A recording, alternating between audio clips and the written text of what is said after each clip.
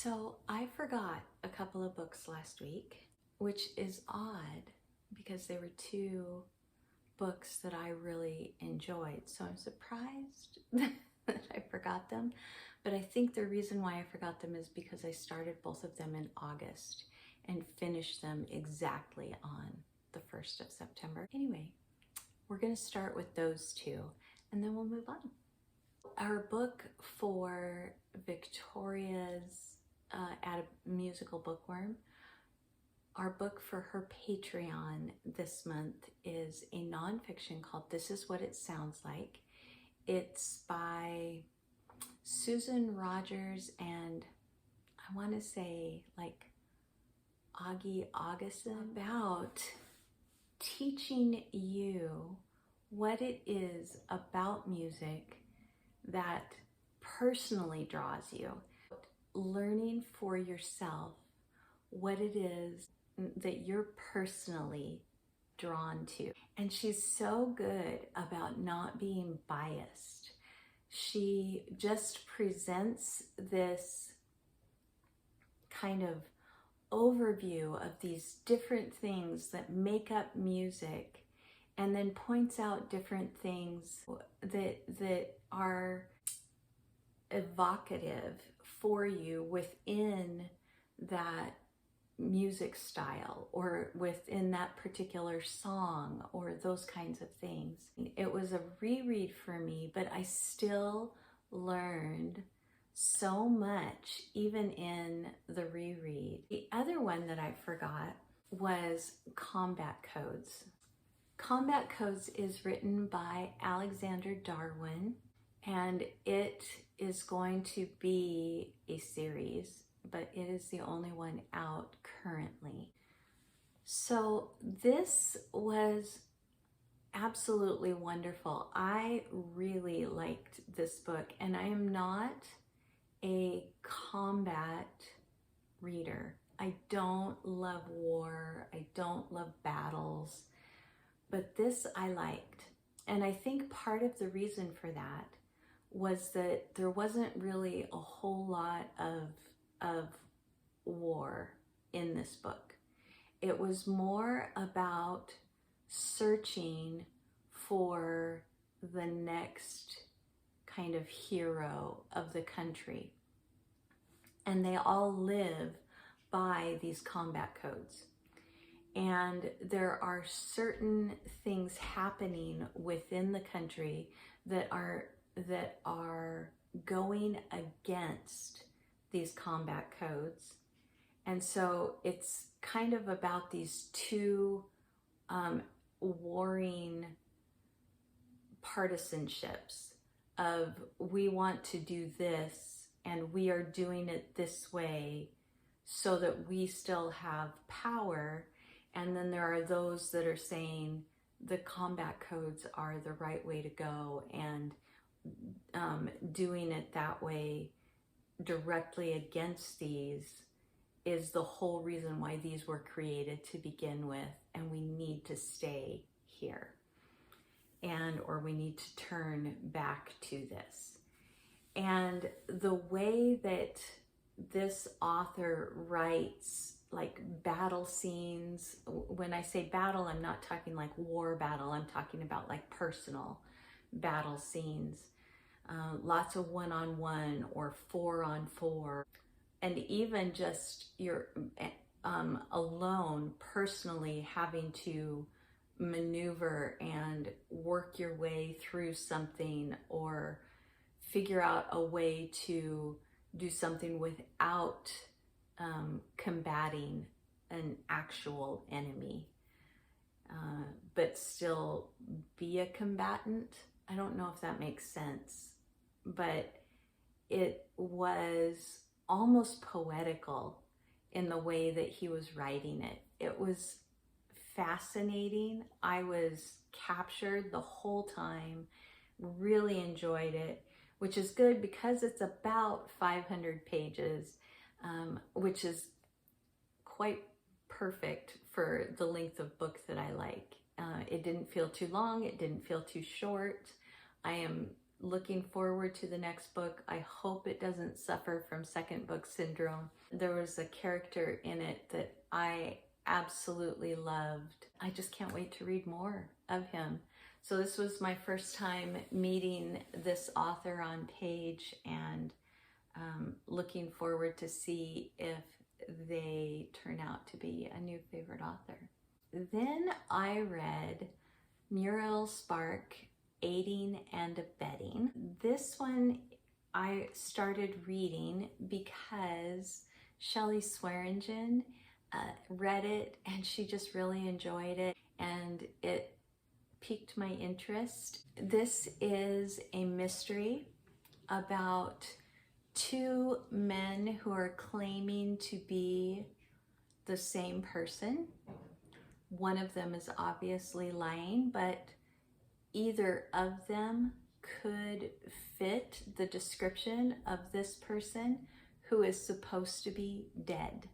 I think overall I enjoyed it enough to read another Muriel Spark.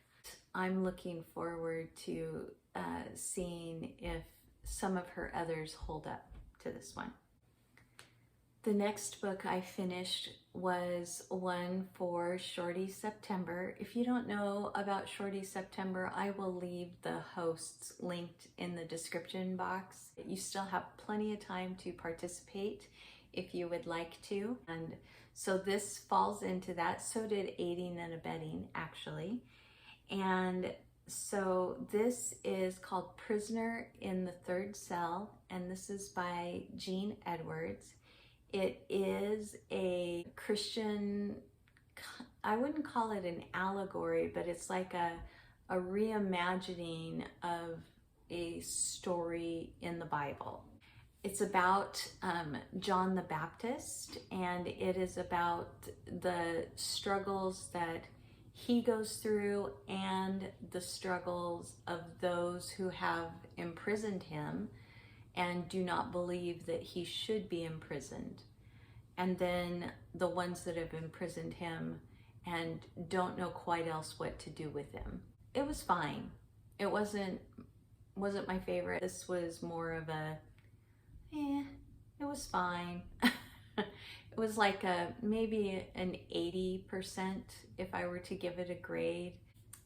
Next was another one for Shorty September, but it is also the Patreon read for a musical bookworm. It is for her October Patreon, and that is Carmilla by Joseph Sheridan LeFanu, about an original female vampire. I thought that it was a really good vampire story. It got a little icky for me, just kind of with the way that Carmilla herself was acting. But I thought overall it was a very good kind of impetus to the vampire lore that is out there. I think that it was originally published in like the 1870s, so it definitely is one that could be read for Victober if you wanted to. LeFanu is Irish author, so it fits right in there into those Victorian era times and Victorian author. So it would be a great one to read for that. It is very short, so it also fit for Shorty September. The next one I completed was R.J. Barker's Blood of Assassins, and this is book 2 in his Wounded Kingdom trilogy. This one unfortunately did suffer a little bit from second book syndrome. I think the first one I loved so much because it was exploring our main character, kind of giving us his background and seeing him be chosen for something, seeing some relationships develop.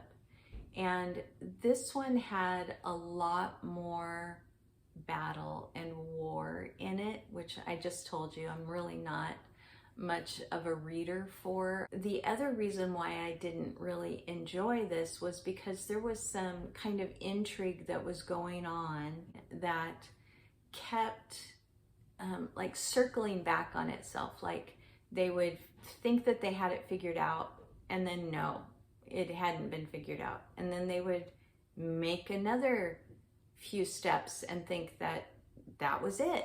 And then it was a few steps back because no, it wasn't. And it kept doing that. And it got to the point where I was like, whatever, just figure it out and move on. It had some really poignant moments. It had some fantastic tension to both friendship and mentorship with the characters, but it did not do enough of that the way that it did in the first book. And I had a hard time liking our main character in this particular volume of the trilogy, whereas in the first volume I liked him a lot. So I do have book 3 to move on to. All right, the next one I completed was Sword of Kaigen, and this I read with Jack from Spread Book Joy and Sandy from Miss Reads a Lot and Gemma from Gemma Books. And we have a little fantasy foursome that we have been trying to read standalone fantasy for, and this was our 3rd attempt, and this one was finally a winner. We all really enjoyed it. I don't think any of us really loved the way it ended. I took a long time to read this. It's been on my radar for a very, very long time, simply for the reason that I knew there were some major content warnings. What I didn't realize was that it was handled so kindly, with such kid gloves, I would say. The way that the traumas were presented, the way that they were handled from that point forward in the book was really, really well done. They had purpose. It was not something that just happened to further the storyline. It literally played into the way that the story was unfolding and the way that it would continue to unfold. So I cannot believe that M.L. Wang is as young as she was when she wrote this book. It is absolutely fantastically written. It's just so good. I hope she writes more in this world. I have read that she doesn't feel capable of doing that right now, but I really, really hope that she goes on to write more because it was wonderful. So this is about a kind of a sect of society, and it's Asian, kind of inspired, Asian based society that is set apart from a very modern society otherwise, but they are not as modern as the rest of the world is. And they have old practices, old ways of doing things, and it's for a very special purpose. What they don't realize is that in cutting themselves off from so much of the outside world, that they are really serving in a capacity that is somewhat of a lie.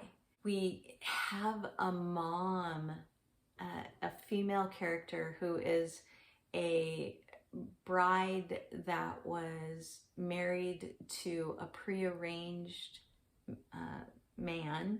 she resents it in many ways. And so we see her really working through that. As a result, she also is sort of cold towards her children, and we see her working through that. One of the things I loved about this book was that there wasn't a moment when you saw the characters doing something that was wrong or that was not appropriate, that any of the rest of the characters felt that it was okay if they knew about it. And it was just one lesson after another that they were learning, that they were accepting, that they were growing into. I thought that it was such a healthy way of handling so many issues of this day and age. Hearty thumbs up for it. Highly recommend it. And do read the content warnings for the book, but just know that I think that the way that the traumas are handled, and this is speaking from somebody who would not normally read a book that has content warnings like this was handled so kindly, so beautifully, I think. The next book that I finished was another shorty, and this was Death of a Salesman by Arthur Miller. This is a play, and it is about a family in upstate New York.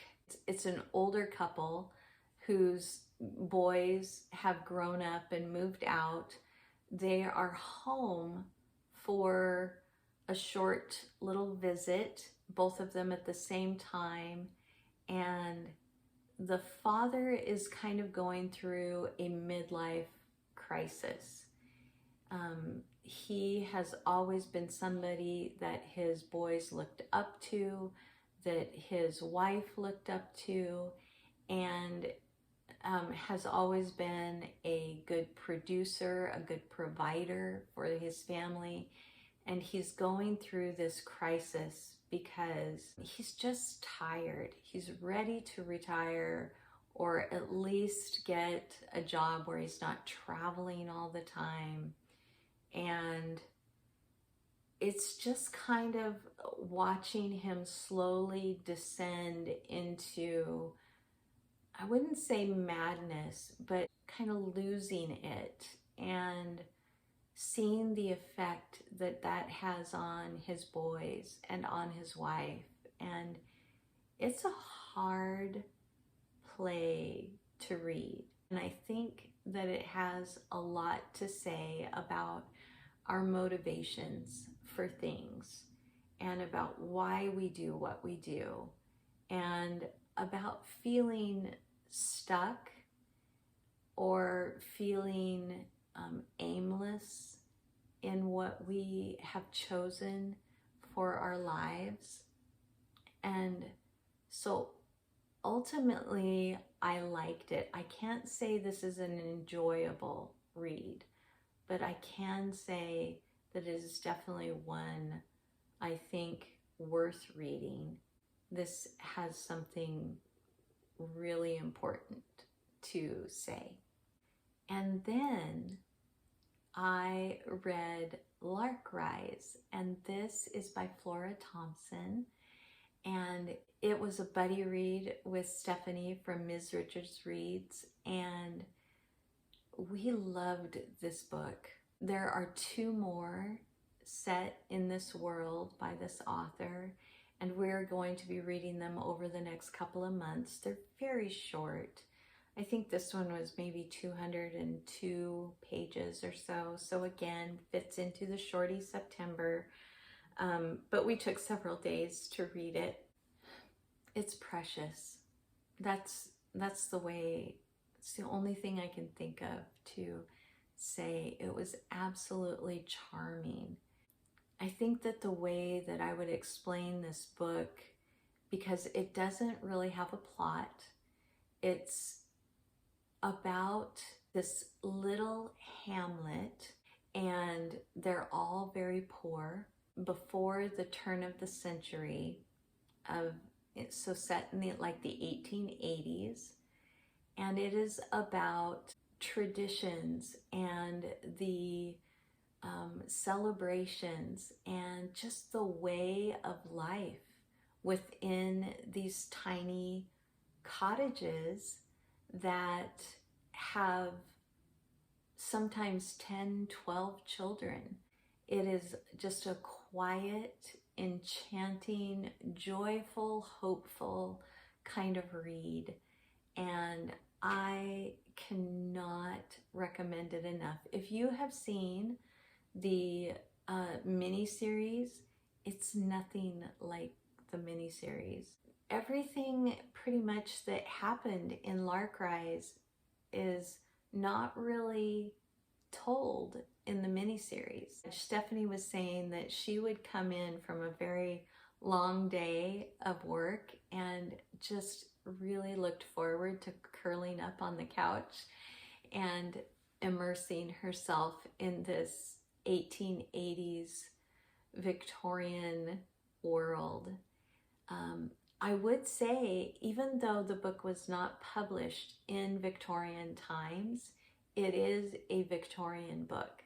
So it's another one that you could read during Victober.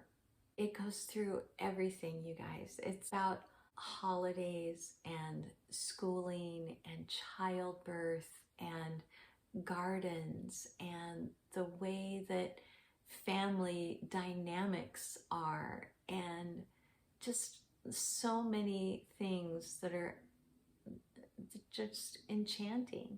Editing Dia. I forgot a book. How do I keep doing this, you guys? It's a book that I really enjoyed again, and yet I didn't put it on my list, and I don't know why. Cyrano de Bergerac. Information will be up on the screen, but this again was just a play that was about unrequited love. It's about a man who doesn't have enough confidence in himself, even though outwardly he seems to just exude confidence. Inwardly, he doesn't believe himself lovable. And he's basing that purely on looks. And he just finds himself so ugly and so repulsive that he cannot believe that anyone would choose him to be the one that they bestow their affection upon. It's beautiful. I loved it. It's hilarious. It made me laugh out loud. It made me sigh. It made me want to cry, even though I don't cry at books. It made me want to cry. And it was just wonderful. So, Cyrano de Bergerac, let's add that one to the video. So I have a few books that are still kind of hanging out, waiting for me to read them. I have Son of Tarzan that I am about halfway through right now, that I'm reading with Dave and Olive from Book Blather. And this is our fourth Tarzan together, and we're enjoying it so much. I am still reading Dandelion Wine by Ray Bradbury, about 80% of the way through that, so it should be not too long and I'll be finishing that one up. I am also reading Antony and Cleopatra. That's for Shakespeare, and I knew nothing about that before beginning. And I love Shakespeare. I love the way that he writes. I love the way that he communicates a thought. So I'm thoroughly enjoying myself, and will be here sometime this week, probably with my Shakespeare Journey tag. Kelly tagged me in that at the beginning of September, and I just wanted to wait until I was in the middle of or almost through with the play that I was reading for Shakespeare. I have Dream Days by Kenneth Grahame. I've just begun that, and it's good for shorty September, as is Antony and Cleopatra, but it's also wonderful for Scott-tember. I love Wind in the Willows by Grahame, but I have never read anything else by him. So this is only my second foray into his work, and I think it's going to be wonderful. I have another book that I am hoping to be finished with by the end of today probably, and that is The Littlest Library. I heard about this from Gina Stanier and requested it from my library, and they immediately had it available. It's by Poppy Alexander, but I think there's probably going to be maybe a very soft, gentle kind of romance in there, but mainly it's about a girl who was raised by her grandmother, and when her grandmother passes and she has to go on with life, just kind of how she accomplishes that and what she chooses to do in order to honor her grandmother's memory and yet set out to make her own memories too. And I'm enjoying it so far. And so a little bit further to go in that one. After those are finished, if Tiffany gets her book in time, I will be reading The Toll with her, which is book 3 in Arc of the Scythe trilogy by Neal Shusterman. And I think that is everything. So I hope you have had a wonderful week of reading. I would love to hear about it down in the comments if you want to tell me. I would love to know if you're taking part in Shakespeare, or how your shorty September is going, or if you're taking part in Scott-tember. I have lots of friends that are heading out on vacation this week. I hope that they have lots of time to read too. And I will see you again in the next video very soon. Please like if you liked it, subscribe if you want to. Bye everyone.